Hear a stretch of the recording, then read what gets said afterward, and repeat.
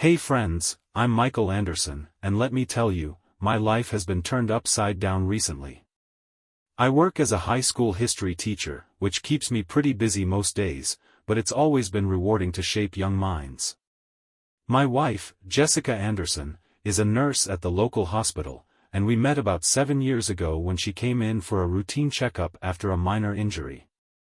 She was kind, caring, and had this spark that drew me in immediately. We dated for about 2 years before getting married, and our relationship seemed perfect from the outside.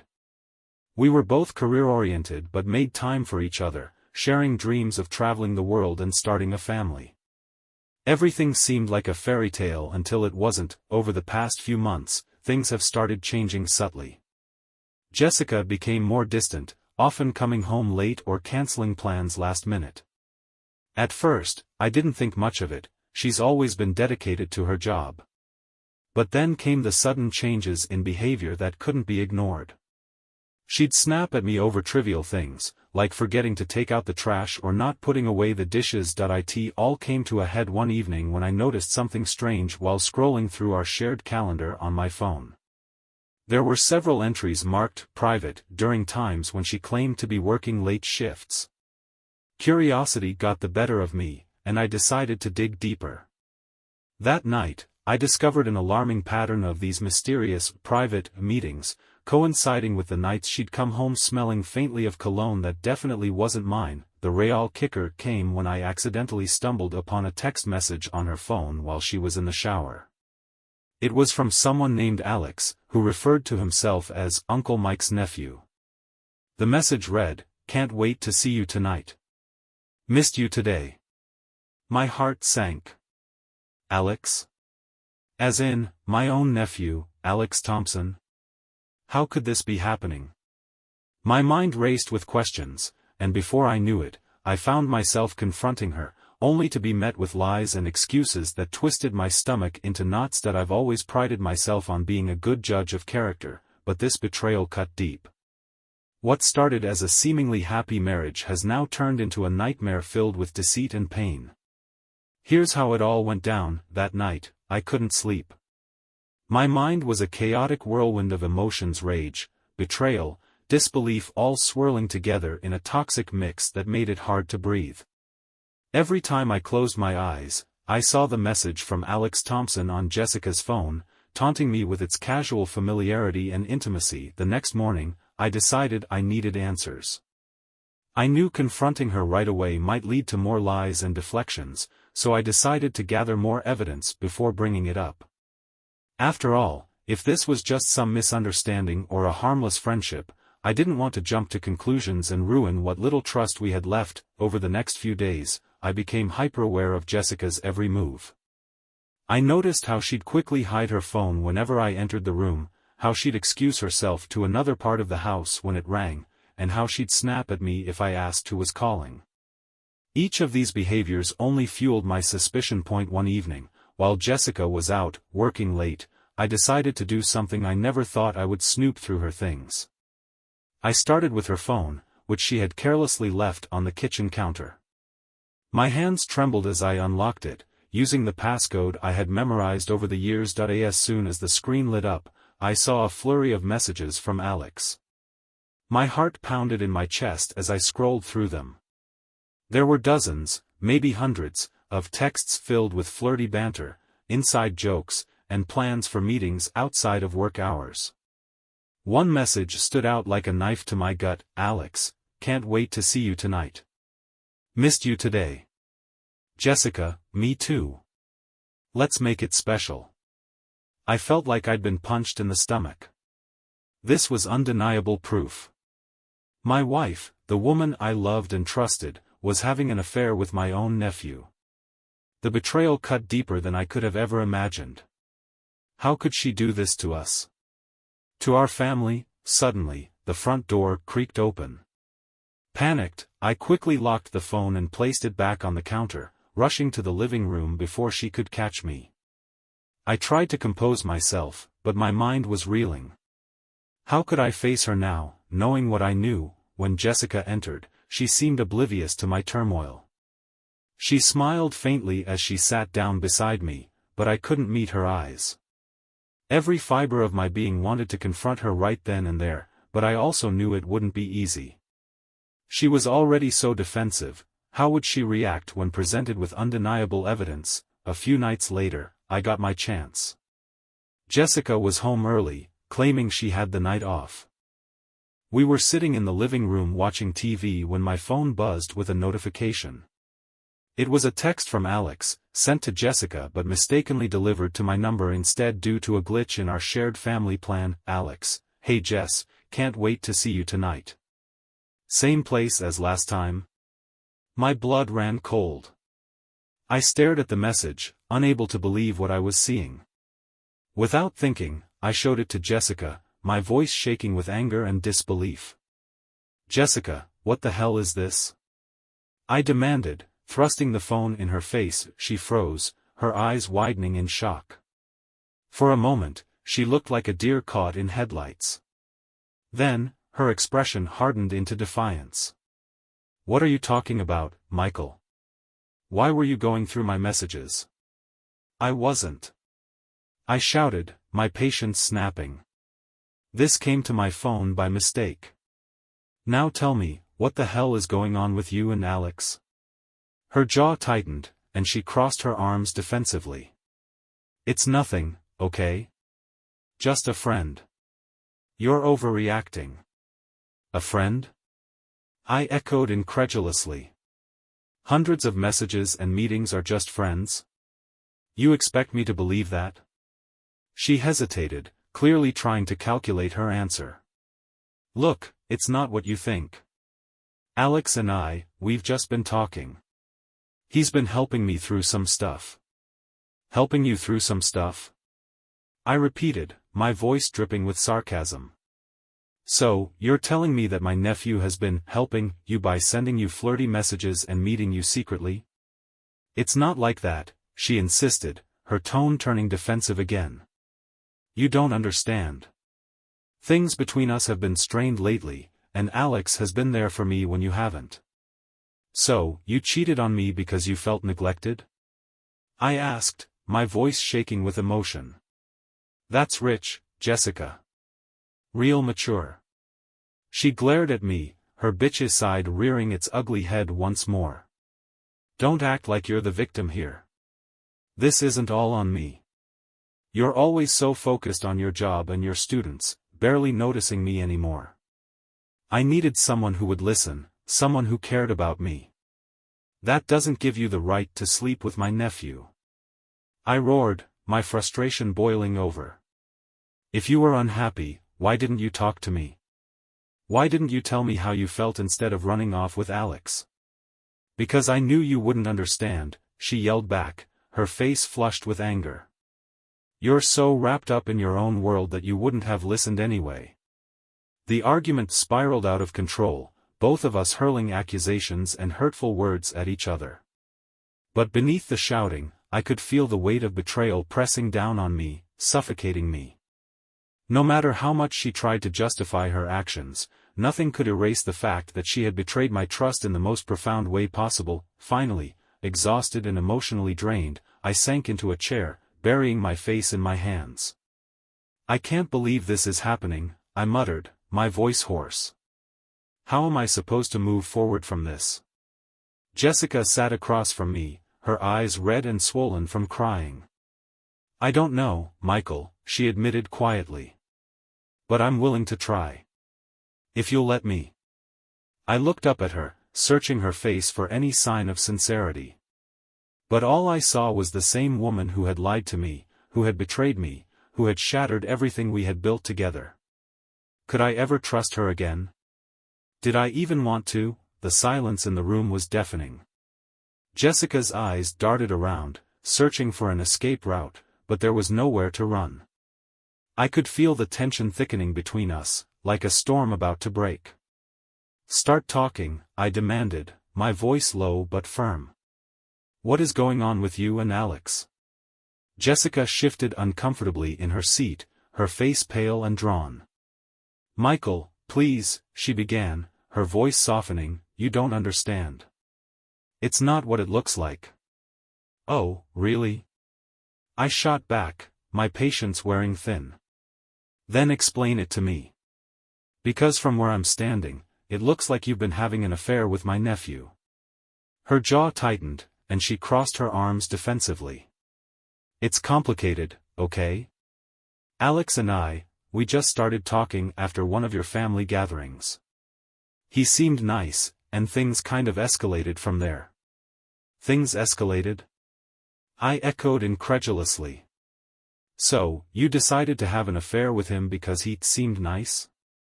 Is that your excuse? She looked away, avoiding my gaze. It wasn't planned, Michael. It just happened. I didn't mean for it to go this far. But it did go this far, I said, my voice shaking with emotion. You've been lying to me for months, sneaking around behind my back. How could you do this to us? Tears welled up in her eyes, but I wasn't buying it anymore. Don't cry now, I snapped. You had no problem lying to me before. Where were these tears when you were texting Alex, planning secret meetings? I'm sorry, she whispered, her voice breaking.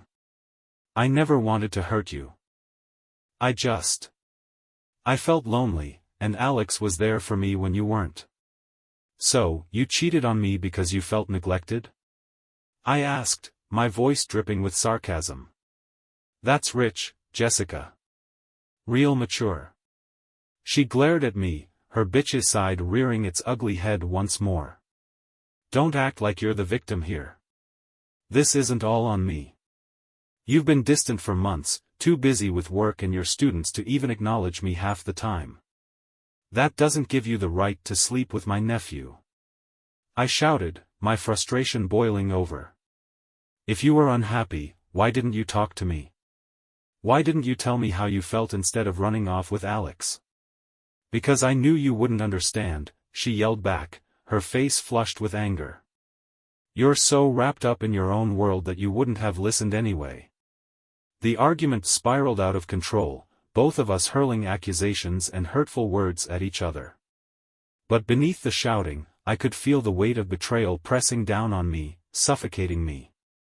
No matter how much she tried to justify her actions, nothing could erase the fact that she had betrayed my trust in the most profound way possible. Finally, exhausted and emotionally drained, I sank into a chair, burying my face in my hands. I can't believe this is happening, I muttered, my voice hoarse. How am I supposed to move forward from this? Jessica sat across from me, her eyes red and swollen from crying. I don't know, Michael, she admitted quietly. But I'm willing to try. If you'll let me. I looked up at her, searching her face for any sign of sincerity. But all I saw was the same woman who had lied to me, who had betrayed me, who had shattered everything we had built together. Could I ever trust her again? Did I even want to? Explain yourself, I said, my voice barely above a whisper. Tell me everything. From the beginning. Jessica took a deep breath, her eyes downcast. It started a few months ago, after one of the family dinners. Alex and I got to talking, and I found myself confiding in him about some personal stuff, how stressed I've been at work, how we've been drifting apart. One thing led to another, and before I knew it, we were meeting up regularly. I swear, it wasn't intentional. It just happened. Just happened? I repeated, disbelief coloring my tone. You expect me to believe that falling into bed with my nephew just happened? It wasn't like that, she insisted, her voice rising. We talked, shared our feelings, and it grew from there. But it wasn't serious, Michael. I didn't mean for it to get this far. You didn't mean for it to get this far? I laughed bitterly. That's convenient. So, what? You thought you could keep carrying on with him while pretending everything was fine between us? No, she cried, her voice cracking. I was going to end it. I swear. I just didn't know how to tell you without hurting you. Hurting me? I shouted, my voice trembling with rage. You think this is less painful than telling me the truth? You've been lying to me for months, Jessica. Months. She wiped away her tears, her expression hardening again. I didn't want to hurt you, Michael. I love you. I needed someone who understood me, who listened to me. And you couldn't find that in me? I asked, my voice laced with pain. After everything we've been through, you couldn't come to me with your problems? You had to turn to my nephew? Her eyes flashed with defiance. Maybe if you'd been more attentive, none of this would have happened. I stood up abruptly, unable to bear being in the same room with her any longer. Attentive? Are you kidding me? I've always made time for you, put our relationship first. And this is how you repay me? Maybe I needed more than what you were giving, she shouted, her voice filled with venom. Maybe I needed someone who actually cared about me. I stared at her, feeling like I was looking at a stranger. The woman I loved, the person I trusted with my heart, had become someone else entirely, a liar, a cheat, someone who had betrayed me in the worst possible way. I can't believe this, I muttered, shaking my head in disbelief. I can't believe you do this to me, to us, to our family. Jessica stood up, her face streaked with tears. Please, Michael, I'm begging you. Don't throw everything away because of this. We can work through it. We can fix this. I looked at her, my heart heavy with sorrow. Fix this? There's no fixing this, Jessica. You've destroyed the trust that was the foundation of our marriage. How can I ever look at you the same way again? She reached out, grabbing my arm desperately. Please, Michael. Give me a chance. I'll do anything to make it up to you. Anything. I pulled away, my mind made up. No, Jessica. No more lies. No more excuses. I need time to think, to process everything. Until then, we're done. With those words, I walked out of the room, leaving her standing there, sobbing uncontrollably. As I stepped outside, the cool night air hit me like a slap in the face, grounding me in the harsh reality of the situation. My world had crumbled beneath me, and I had no idea how to pick up the pieces. Over the next few days, I barely slept. My mind was a chaotic mess of emotions, rage, betrayal, sorrow, all swirling together in a toxic mix that made it hard to breathe. Every time I closed my eyes, I saw their faces, heard their voices mocking me.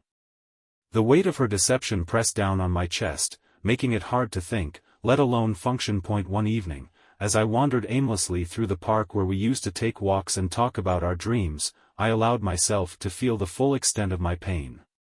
Tears streamed down my face as I finally let go of the anger and frustration, replaced instead by an overwhelming sense of loss.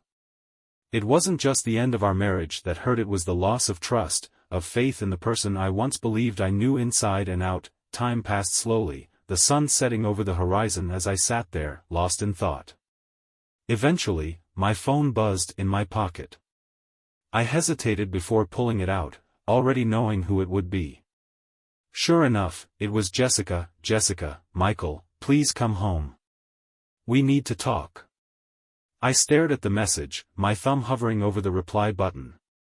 Part of me wanted to go back, to confront her again, to demand answers and explanations.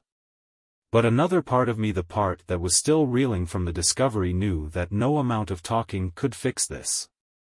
Some things couldn't be undone, no matter how much you wished otherwise. I deleted the message without responding and put the phone back in my pocket. Instead of heading home, I decided to drive to my best friend's place. Jake had always been my rock, the one person I could turn to when things got tough. He'd understand, even if he couldn't fully comprehend the depth of my pain. When I arrived, Jake opened the door with a concerned look on his face. Mike? What's wrong? I stepped inside, barely able to hold it together. Jess, I managed to choke out. She cheated on me. With my nephew. Jake's expression softened immediately. Without saying a word, he pulled me into a tight embrace, letting me cry on his shoulder like I hadn't done since I was a kid. For the first time since discovering the truth, I felt a glimmer of hope. Maybe, just maybe, I wasn't alone in this mess. Over the next few days, Jake helped me process my emotions. We talked through everything: my anger, my sadness, my fear of what the future held.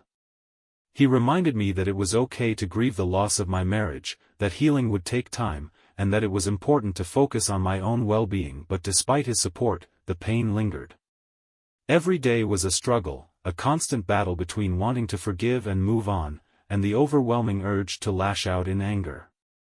I vacillated between rage and despair, unable to find any semblance of peace. Eventually, I realized that I needed to make a decision. Could I ever trust Jessica again, after everything she'd done? Was there any chance of salvaging what remained of our relationship, or was it time to cut my losses and walk away? The days turned into weeks, and the initial shock of Jessica's betrayal began to morph into a more settled, albeit painful, reality. I found myself oscillating between anger and sadness, often in the same hour. One moment, I was furious at her lies and deceit; the next, I was mourning the loss of what we had once shared. Jake continued to be my anchor through it all. He'd listen patiently as I rambled about my feelings, offering advice when needed, but mostly just being there for me. It was during one of these late-night talks that I finally started to consider what my next steps should be. "Mike," Jake said gently, "you need to decide what you want. Do you want to try and fix things with Jess, or is it time to move on?" I sighed heavily, rubbing my temples. "I don't know, man. Every time I think about forgiving her, I remember those messages, the way she lied to me.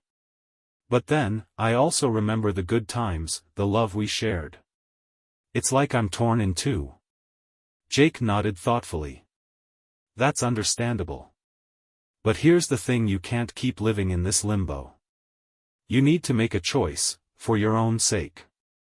His words hit home. I couldn't keep going back and forth, letting the uncertainty eat away at me. I needed closure, one way or another. The following day, I decided to have a serious conversation with Jessica. I wasn't sure where it would lead, but I knew we needed to talk things through if there was any hope of salvaging our relationship or ending it amicably. When I arrived home, Jessica was sitting on the couch, her eyes red and puffy from crying. She looked up as I entered, her expression a mix of guilt and hope. "Michael," she whispered, standing up slowly. "I've been waiting for you." I nodded curtly, motioning for her to sit back down. "We need to talk," I said firmly, taking a seat across from her. She nodded, clasping her hands tightly in her lap. "I know. I've been thinking about everything, and I really am sorry, Michael. I never meant to hurt you." I took a deep breath, trying to keep my emotions in check. "Jessica, I appreciate that you're sorry. But apologies aren't enough anymore. What happened between you and Alex, it destroyed the trust one had in you.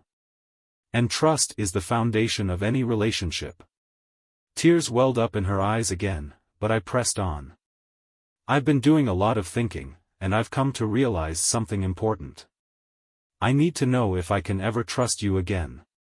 Can you honestly say that this affair is over? That there will be no more lies, no more secrets?"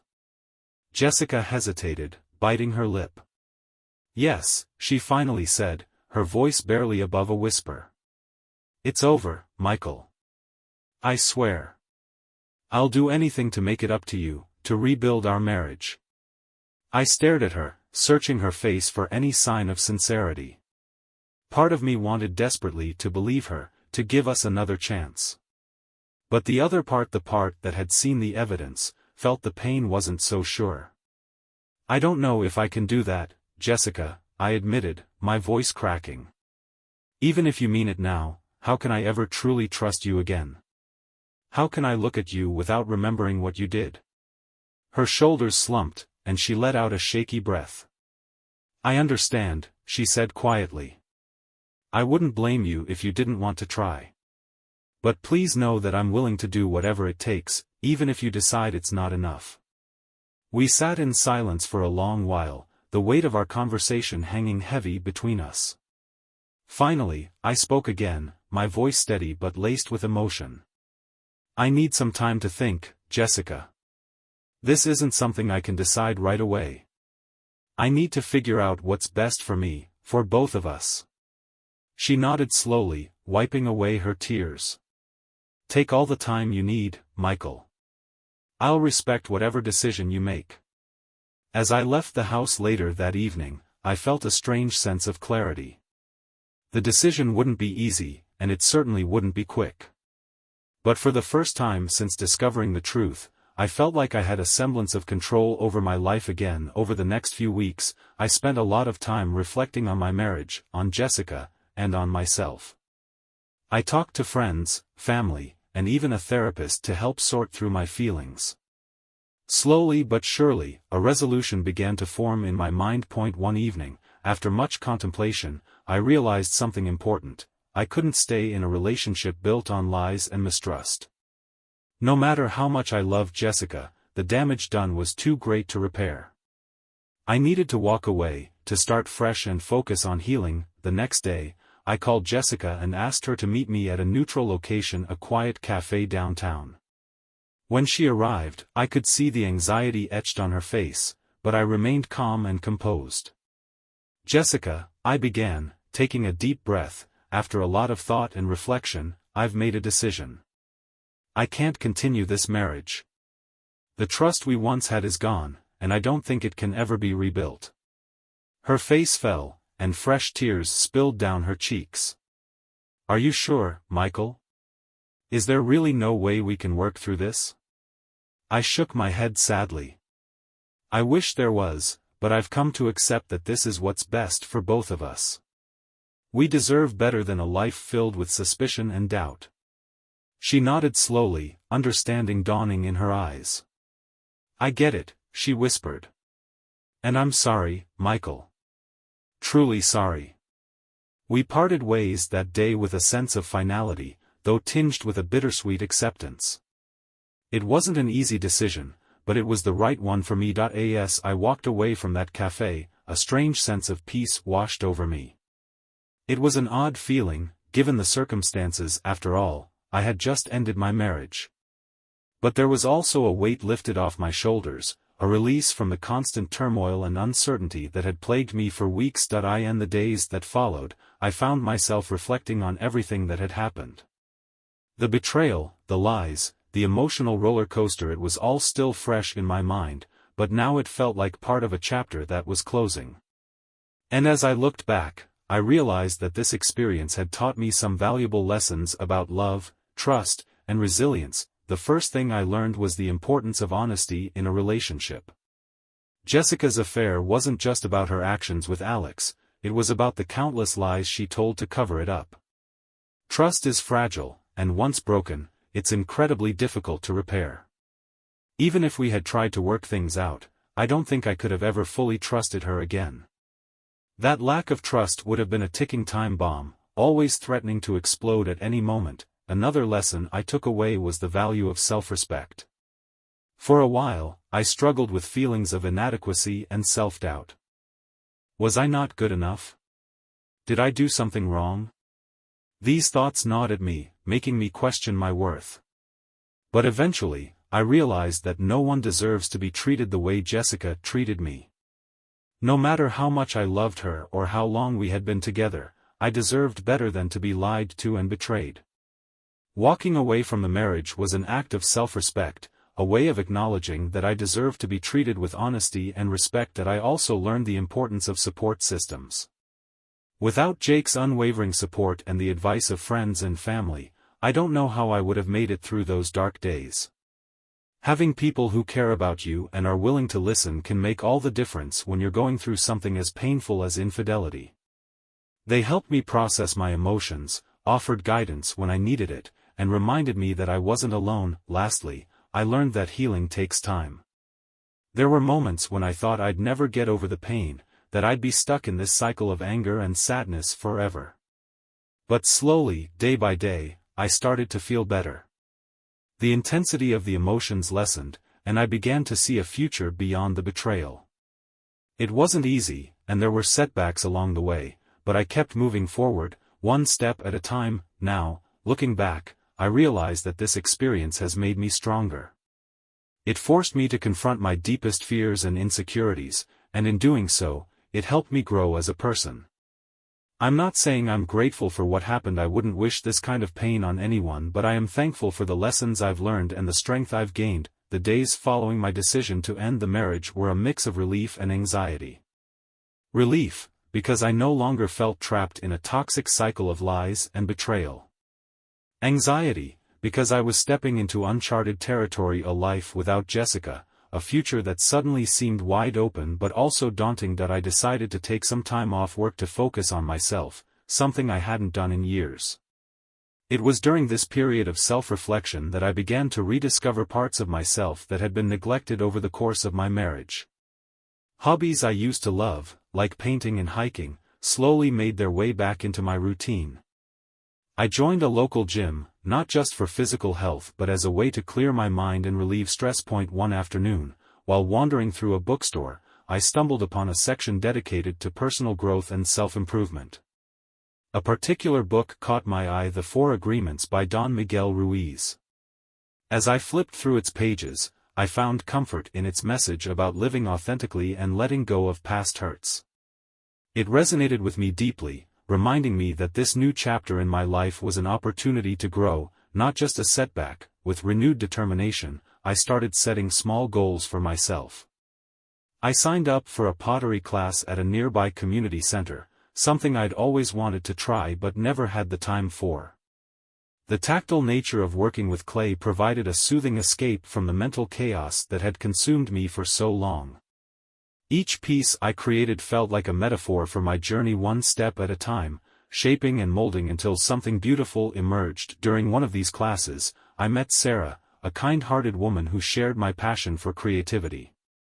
We quickly bonded over our love for art and soon became friends.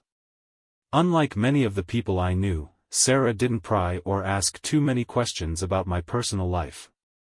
Instead, she offered a refreshing sense of normalcy, inviting me to join her and her friends for coffee outings and weekend hikes. It wasn't long before I found myself looking forward to these gatherings, appreciating the camaraderie and laughter they brought. For the first time in months, I felt a genuine connection to others, free from the weight of betrayal and mistrust. These new friendships helped me realize that life could still be fulfilling and joyful, even after such a devastating blow. As weeks turned into months, I gradually adjusted to my new reality. The initial pain of Jessica's betrayal still lingered, but it no longer consumed me. Therapy sessions continued to help me process lingering emotions, providing a safe space to vent frustrations and celebrate small victories. My therapist reminded me that healing isn't linear. It's okay to have good days and bad days, and progress takes time. One evening, as I sat on my balcony watching the sunset, I reflected on how far I'd come. The man sitting there now was different from the one who had discovered his wife's infidelity months ago. He was more resilient, more self-aware, and more determined to live authentically. I realized that while I couldn't change the past, I could shape my future. The idea of dating again seemed both terrifying and exciting. Part of me was hesitant, worried about repeating old patterns or getting hurt again. But another part of me was curious. What if there was someone out there who truly valued honesty and trust? Someone who could bring joy and companionship into my life without the baggage of betrayal. A few weeks later, Sarah invited me to a casual get-together at her place. There would be other singles there, she mentioned casually, adding that it might be a good opportunity to meet new people. I hesitated at first, unsure if I was ready for that kind of social interaction. But then I thought about how far I'd come and decided to give it a shot. The night of the gathering arrived, and I found myself standing outside Sarah's house, nervously adjusting my shirt. Taking a deep breath, I knocked on the door. Sarah greeted me with a warm smile, ushering me inside where the sounds of laughter and conversation filled the air. As the evening progressed, I found myself engaging in conversations with several interesting people. There was no pressure, no expectations, just genuine connections forming naturally. Towards the end of the night, I struck up a conversation with a woman named Lisa. She was witty, intelligent, and had a warmth about her that immediately put me at ease. We talked for hours, sharing stories and laughing together. When the evening came to a close, Lisa smiled and said, "We should do this again sometime." I nodded, feeling a flicker of hope. Maybe, just maybe, there was room for new beginnings in my life. The days following the get-together at Sarah's were a whirlwind of emotions. On one hand, I was excited about the possibility of meeting someone new, someone who might bring joy and companionship back into my life. On the other hand, I couldn't shake the lingering doubts and fears that came with opening myself up to love again. Lisa and I exchanged numbers that night, and soon we started texting regularly. Our conversations were light and easy, filled with shared interests and mutual respect. It felt good to connect with someone on a personal level without the weight of past betrayals hanging over me. But as our interactions grew more frequent, so did my anxiety. One evening, while lying in bed, I found myself scrolling through old messages Jessica and I had exchanged during happier times. The contrast between those heartfelt exchanges and the lies she had told hit me like a punch to the gut. My heart raced, and a wave of nausea washed over me. How could I trust anyone again? What if Lisa turned out to be just like Jessica, charming and loving on the surface but deceitful beneath? I tossed and turned for hours, unable to shake these thoughts. Finally, I picked up my phone and dialed Jake's number. He answered groggily, his voice thick with sleep. "Mike? Everything okay?" "Yeah, sorry for calling so late," I said, my voice shaky. I've been thinking about everything, and I'm not sure I can do this. What if I end up getting hurt again?" Jake sighed softly, understanding my turmoil. "Look, Mike, I get it. Trust is hard to rebuild after something like what you went through. But you can't let fear dictate your future. You're stronger than that. But how do I know when it's safe to trust someone again?" I asked, frustration creeping into my tone. What if I miss the signs, or worse, ignore them because I want things to work out? Jake paused thoughtfully before responding. "Trust isn't about ignoring red flags, Mike. It's about being aware and setting boundaries. You need to communicate openly with Lisa, share your feelings and concerns. If she's worth it, she'll understand and respect your need for honesty and transparency." His words struck a chord. Communication had always been a cornerstone of any healthy relationship, yet it was something Jessica and I had neglected. Maybe, just maybe, I could learn from that mistake and build something better this time around. The next day, I decided to have an honest conversation with Lisa. We met at a cozy cafe, the kind with soft lighting and the smell of freshly brewed coffee filling the air. As we settled into our seats, I took a deep breath, preparing myself for what I needed to say. "Lisa," I began, my voice steady but laced with emotion, "there's something important I need to talk to you about." She looked at me curiously, her eyes warm and inviting. "Of course, Michael. What's on your mind?" "Well, you know I've been divorced recently, right?" She nodded. "Yeah, you mentioned it briefly. Is everything okay?" "Well, the reason behind the divorce was infidelity," I admitted, feeling a lump form in my throat. "My ex-wife cheated on me with my nephew, no less, and it was really hard to deal with. I'm still working through some of the emotional fallout." Lisa's expression softened, and she reached across the table to gently take my hand. "I'm so sorry you had to go through that, Michael. That must have been incredibly painful." "It was," I agreed, grateful for her empathy. "And now, as I start thinking about dating again, I'm finding it difficult to trust people. I don't want to make the same mistakes, but I also don't want to let fear hold me back from potentially great relationships." Lisa squeezed my hand reassuringly. "I completely understand. Trust is a big deal, especially after something like that. But I want you to know that I value honesty and openness. If there's ever anything you need to talk about, I'm here for you. And I promise to always be truthful with you." Her words brought a sense of relief. For the first time since the betrayal, I felt like I could breathe a little easier. Thank you, Lisa, I said, smiling gratefully. That means a lot to me. As our conversation continued, I realized that building trust wasn't about erasing the past, it was about learning from it and moving forward with intention. Lisa's willingness to listen and her commitment to honesty gave me hope that perhaps, in time, I could learn to trust again. Over the following weeks, Lisa and I grew closer, our bond strengthening with each passing day. We spent weekends exploring new places, trying new foods, and simply enjoying each other's company. With every shared experience, my walls began to crumble, bit by bit, but rebuilding trust wasn't without its challenges. There were moments when old insecurities would resurface, triggering waves of doubt and anxiety. One evening, Lisa received a text message that made her smile broadly. Without thinking, I blurted out, "Who was that?" She glanced at me, surprised by my sudden defensiveness. "It's just a friend from work," she explained calmly. "Why, are you worried?" I felt a flush of embarrassment wash over me. "I'm sorry," I muttered. "I didn't mean to pry. It's just, old habits, I guess." Lisa reached out and placed a gentle hand on my arm. "It's okay, Michael. I understand. Just remember, I'm here for you, and I have nothing to hide. If you ever feel uncertain, just ask me. Communication is key."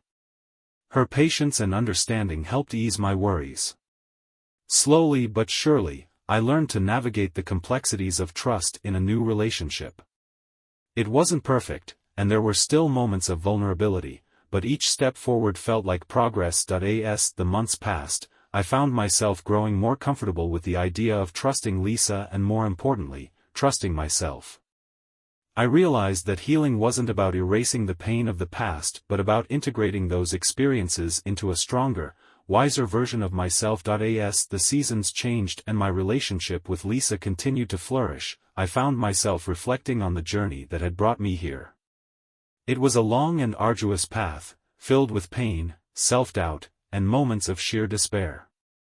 But it was also a journey of growth, resilience, and ultimately, healing. One crisp autumn afternoon, I sat by a serene lake, watching the leaves change colors and fall gently into the water.